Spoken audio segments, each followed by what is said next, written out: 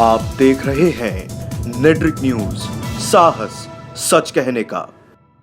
नमस्कार, मैं हूं साहिल और आप देख रहे हैं नेट्रिक न्यूज। हमारे साथ खास बातचीत की इस कड़ी में आज मौजूद हैं राष्ट्रीय लोक समता पार्टी के राष्ट्रीय महासचिव जहांगीर खान। जहांगीर खान साहब, आपका बहुत बहुत स्वागत है नेट्रिक न्यूज पर। धन्यवाद। सियासत की बात हो और वहाँ बिहार और यूपी का जिक्र ना हो, ये बेईमानी है।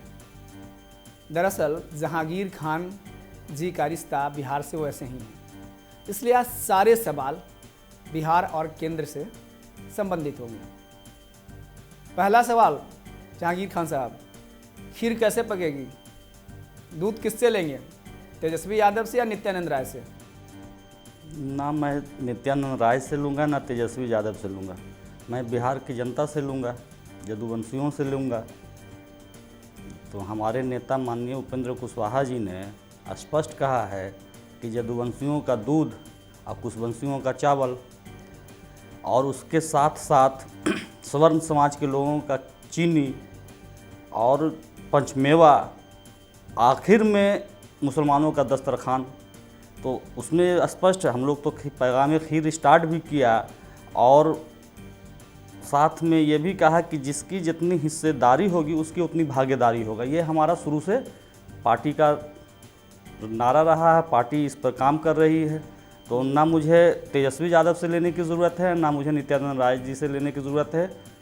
मैं बिहार की जनता से दूध मांग रहा हूँ, यदुवंशियों से दूध मांग रहा हूँ। सवाल तो उससे ही जुड़ा हुआ है सर। दरअसल तेजस्वी यादव की जो पार्टी है वहाँ से बहुत सारे यादव जीत के आते हैं।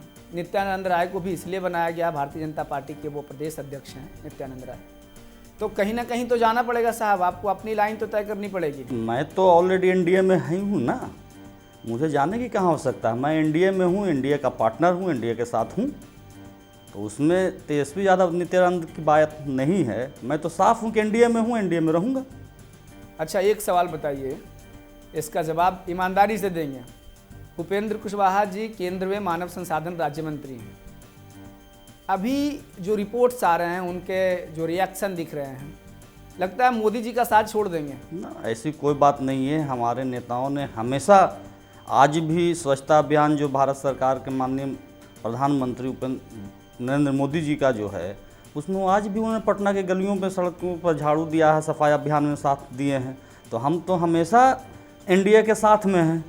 रिएक्शन कहीं कुछ नहीं है। अब हमारी अलग पार्टी है तो हम अपने पार्टी वर्करों के साथ पब्लिक के बीच में तो जाएंगे ही ना। ऐसा थोड़ी है कि पब्लिक, हम एनडीए के साथ में हैं या किसी पार्टी के अलायंस में है तो चुपचाप हम बैठे रहेंगे। पब्लिक प्लेस पर तो हमको जाना है, हम राजनीति करते हैं, तो पब्लिक के बीच में तो मुझे जाना ही पड़ेगा। अब मैं पब्लिक के बीच में जा रहा हूँ। अच्छा, ये बात बताइए, एनडीए में बने रहे तो मुसलमान साथ आएंगे आपकी पार्टी के? जहाँ तक मुसलमानों का मामला है, एनडीए में बने रहेंगे तो मुसलमान, ऐसे भी मैं खुद मुसलमान हूँ और मैं उपेंद्र कुशवाहा जी के साथ हूँ। इसमें कहाँ को दो राय है। अब रहा सीट का सवाल, तो जो सीट मिलेगा उस पर बैठ के तय करेंगे नेता, और नेता की कमेटी तय करेगी कि कहाँ किसको लड़ना है, नहीं लड़ना है। मुसलमानों का साथ आना मुसलमान के इशू पर, वही तो हमारे नरेंद्र मोदी जी जो भारत के प्रधानमंत्री, उनका नारा है सबका साथ सबका विकास। उन्होंने सबका विकास कर रहे हैं। अच्छा, बहुत बहुत अच्छा जवाब दिया आपने, राजनीतिक जवाब है ये। अभी जो पिछले 4 साल में हुए, बार बार ये बातें उठ रही है कि किसान बेहाल है, परेशान है। करीब लाखों किसान आज सड़कों पर थे। यूपी गेट पे उनको रोक लिया गया। वो मोदी जी से मिलना चाहते थे, उनकी मांग जायज़ थी कि हमारे 33,000 करोड़ रुपए जो हैं हमें वापस कर दो, हमारे पेंशन लागू कर दो, हम भूमि पुत्र हैं, हम आपके लिए धान, चावल, गेहूँ सब कुछ उपजाते हैं।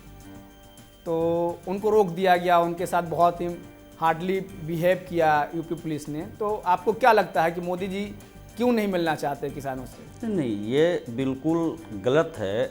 मोदी जी किसानों से क्यों नहीं मिलते? किसानों का रिप्रेजेंटेटिव मिलेगा ना। अब 2 लाख लोग ले करके या 50,000 लोग ले करके हम दिल्ली के सड़कों पर क्या करेंगे? यानी उत्पात मचाएंगे। तो सरकार लाइन ऑर्डर तो कंट्रोल करेगी ना। उत्पात मचाने का हम उसको अनुमति किसी को नहीं ना देंगे।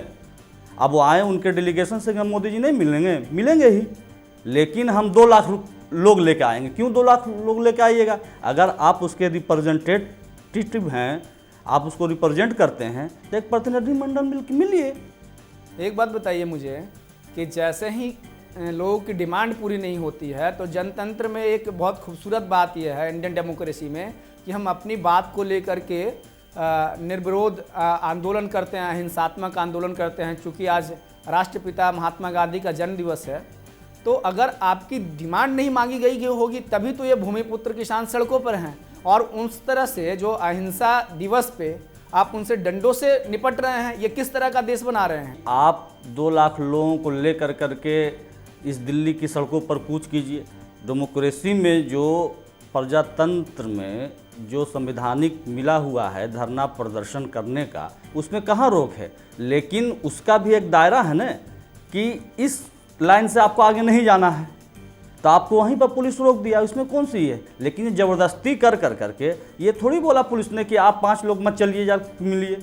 आप पूरी मॉब लेकर करके क्यों आना चाहते हैं दिल्ली में? मैं आपको रोकना चाहूँगा जहांगीर जी, वो मॉब नहीं था, किसान थे, पहली बात। और दूसरी बात कि आप बहुत दिन से जो किसान हैं वो परेशान हैं, उनके अपनी मांग डिमांड पूरी नहीं हो रही है। सरहद पर किसान का बेटा मर रहा है और खेतों में किसान मर रहे हैं। वो मॉब कहाँ है सर? वो तो अपना गुस्सा इजहार करने सड़कों पर थे ना। एक चीज़, किसानों की समस्या आज कोई नई समस्या थोड़ी है। किसानों की समस्या एक जटिल समस्या है, और मैं इंडिया का अलायंस होने के नाते मेरी पार्टी का ये नारा है, जय किसान जय नौजवान। हम लोग मानते हैं कि किसानों की समस्या का सोल्यूशन और नौजवानों का समस्या का सोल्यूशन अगर हो जाएगा इस देश में, तो समझिए कि देश का 90% सोल्यूशन समाप्त हो जाएगा। जो समस्या है खुद ब खुद खत्म हो जाएगा। यही 2 जटिल समस्या है, उसमें प्रधानमंत्री जी, उनके टीम के लोग, उनके लोग अच्छा कार्य कर रहे हैं, उनकी समस्याओं को भी सुलझाने की कोशिश कर रहे हैं। लेकिन अब प्रधानमंत्री से मिलने के बाद तो 2 लाख लोग से प्रधानमंत्री नहीं ना मिलेंगे। प्रधानमंत्री सिंगल या डेलीगेशन से ही ना मिलेंगे। अब उसमें 2 लाख लोग आ रहे हैं या 50,000 1 लाख लोग आ रहे हैं, तो उनका प्रतिनिधिमंडल को कहाँ आने में दिक्कत है, दुश्वारी है? दिक्कत दुश्वारी तो उन्हें है कि आप आ करके दिल्ली जैसे शहर को अस्त व्यस्त करना चाहते हैं। आप आ करके जहांगीर खान साहब, इसके पहले धरना आंदोलन हिंदुस्तान की सियासत में हुए हैं और दिल्ली में कोई नया नहीं है। अगर आप बात नहीं मानेंगे, हमारा जो नेता है, हमारा प्रधानमंत्री हमारी बात नहीं मानेगा, तब ये हमारे मिले हुए हैं, संविधान में हमारे हक और अधिकार भी हैं कि अगर आप हमारी बात नहीं करेंगे कि हमारे वोटों से आपकी सरकार बनी है, तो शक्ति तो दिखाएंगे किसान। इसमें कौन सी बात कर रहे हैं? ये तो कोई पार्ट टाइम वाले, मौसम वाले ये आंदोलनकारी नहीं थे, किसी पार्टी के नहीं थे। ये तो अपनी मांग रख रहे हैं। आप इनकी मांगों को लंबे दिनों से पूरा नहीं कर रहे हैं। अब जब वो आ गए तो आप लोग कहते हैं कि मॉब लेके आ रहे हैं। बात आपका बिल्कुल स्पष्ट है, किसानों की समस्या, किसान आ रहे हैं, लेकिन किसान का भी तो प्रतिनिधिमंडल है ना, उनके भी लीडर है ना, उनसे ना बात होगी कि पूरे किसान से 2 लाख लोगों से, आप ही का कहना है कि 2 लाख लोगों का मतलब 2 लाख लोगों से एक आदमी बात कर सकता है? मुझे इसका जवाब दे दीजिए, कैसे बात होगी? तो या धरना प्रदर्शन जो है, अब उतना धरना प्रदर्शन होता है, उसमें कहाँ को रहा है? डेमोक्रेसी की यही तो खूबसूरती है।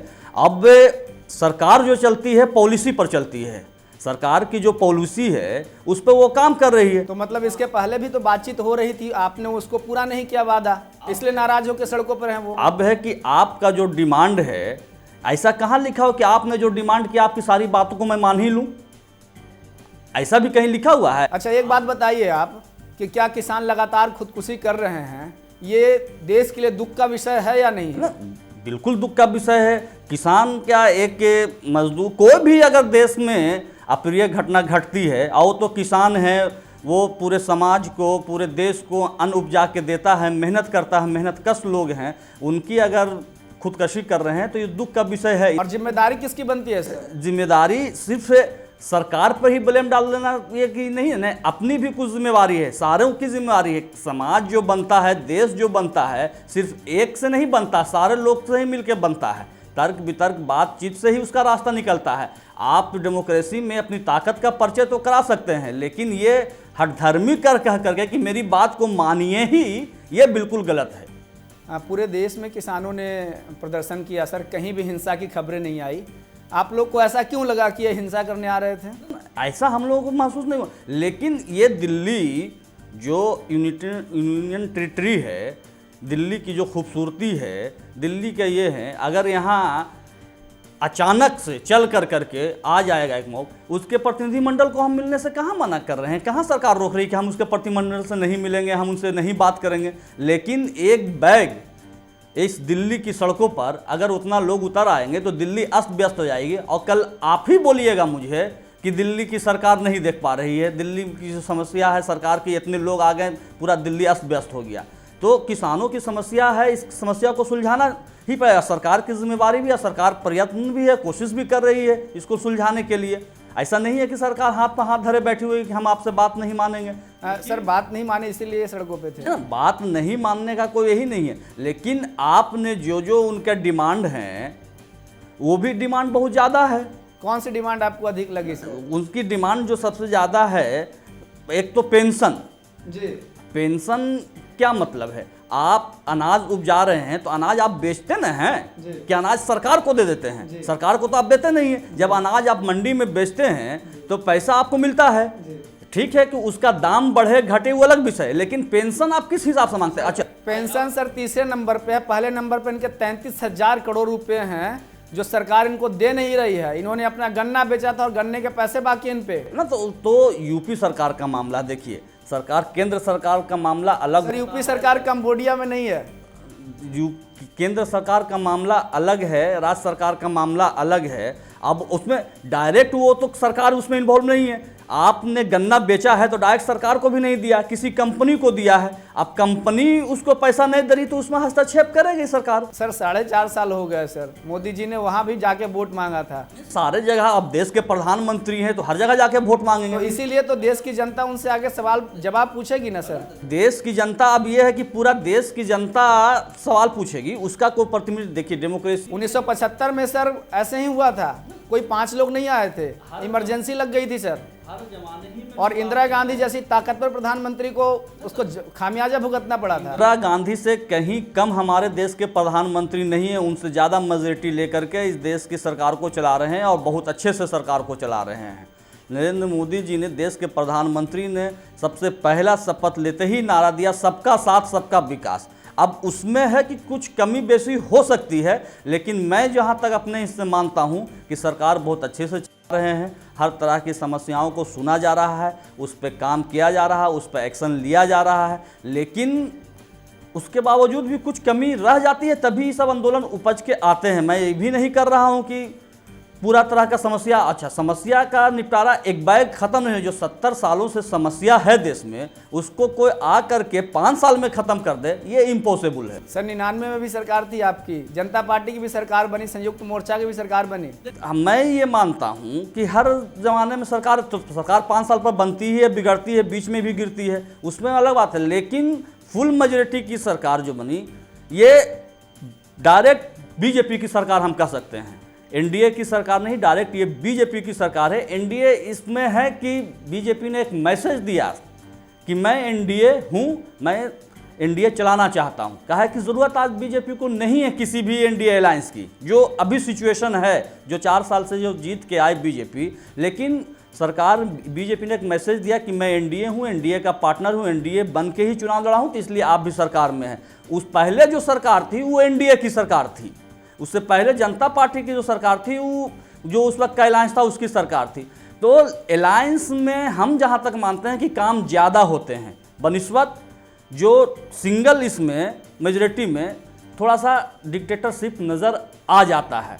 हम नरेंद्र मोदी जी की इसको ये नहीं करना चाह रहे, लेकिन समस्या का सॉल्यूशन यहाँ हो रहा है, पूरी मजबूती से हो रहा है, पूरी ताकत से हो रहा है। इस सॉल्यूशन, इसका भी सॉल्यूशन निकलेगा। जो इनकी जायज़ मांग होगी किसानों की, उनको सरकार पूरा करेगी, ये मुझे उम्मीद है। जहांगीर खान साहब, आप बहुत ही सटीक जवाब दे रहे हैं पार्टी लाइन से। आप एक बात बताइए मुझे, सबका साथ सबका विकास का जो नारा है, क्या सचमुच वो ज़मीन पे उतरा है? क्योंकि मॉब लिंचिंग की जो घटनाएं हैं, खास करके एक समुदाय के साथ, मुसलमानों के साथ, लगातार देश के अलग अलग हिस्सों में अलग अलग तरीक़ों से हो रही है, कैसे आप उसको देखते हैं सर? सबका साथ सबका विकास जो है नारा या काम एक बैग ज़मीन पर नहीं उतर जाता है। हमने एक प्रयास किया, एक कोशिश की, उसके लिए समाज के हर तबके को उस प्रयास में साथ देना होगा, तभी वो कामयाब जाके होगा।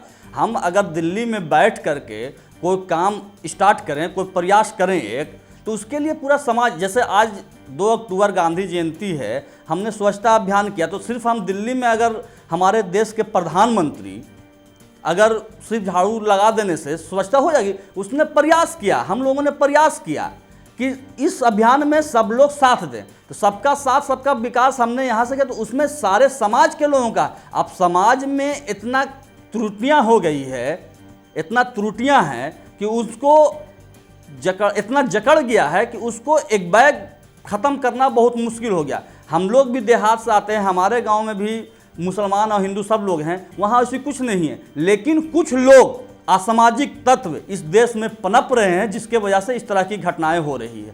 इस पर भी सरकार प्रयत्नशील है, कोशिश करती है लगातार कि इस तरह की घटना ना हो। कई मरते प्रधानमंत्री खुद आकर के मंच पर से इस तरह के वाक़याओं के लिए खेद प्रकट किया है।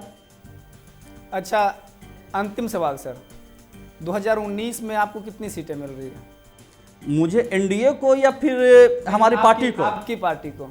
ये तो अभी लंबा विषय है, इस पर अभी चर्चा करना उचित नहीं, समय आने पर इस पर बात किया जाएगा, उस पर हमारे नेता उसको क्लियर करेंगे, इसलिए कि हम अलायंस में हैं, एनडीए में हैं। क्योंकि ये पेच तो यहीं फंस रहा है सर। कोई पेच उस नहीं फंस रहा है, कोई मामला नहीं। आप लोग जैसे लोग इसको पेच फंसा देते हैं, वहीं पेच उस नहीं। जहांगीर खान साहब, आपने बहुत ही आराम से आपने जवाब दिया, बहुत ही खुल के जवाब दिया, बिहार की सियासत पर खुलकर बात की। अब हम आपसे इजाज़त लेना चाहते हैं, फिर मिलते हैं एक बड़ी खबर के साथ। देखते रहिए नेट्रिक न्यूज।